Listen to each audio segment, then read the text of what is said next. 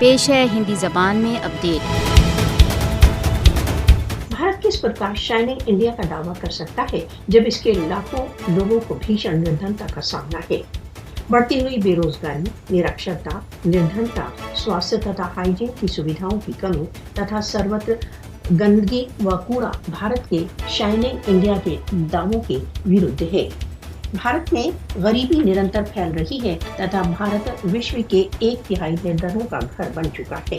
सन 2020 मानव विकास index UNDP report के अनुसार 189 देशों में भारत ने 131 में 1 पॉइंट ड्रॉप किया।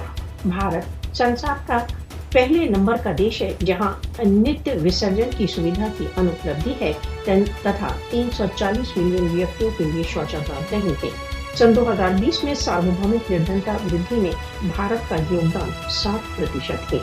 वर्ल्ड बैंक डाटा प्रयोग करने वाले PU रिसर्च सेंटर का अनुमान है कि भारत में निर्धनता की संख्या में 2020 में 60 मिलियन से 134 मिलियन तक वृद्धि हो गई है। निरंतर बढ़ती बेकारी, कम पारिश्रमिक तथा आय तथा अन्य निरंतर बढ़ती कृषि समस्याएं भारत की संघर्षरत अर्थव्यवस्था के प्रतीक हैं। मोदी सरकार इस समय देश में व्याप्त आर्थिक अव्यवस्था को छिपाने का प्रयत्न कर रही है।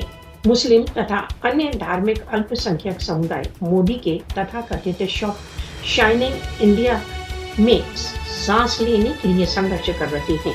RSS तथा अन्य हिंदू अतिवादियों द्वारा मुसलमानों तथा अन्य अल्पसंख्यकों पर जघन्य षड्यंत्र भारत की दिनचर्या का भाग बन चुके हैं।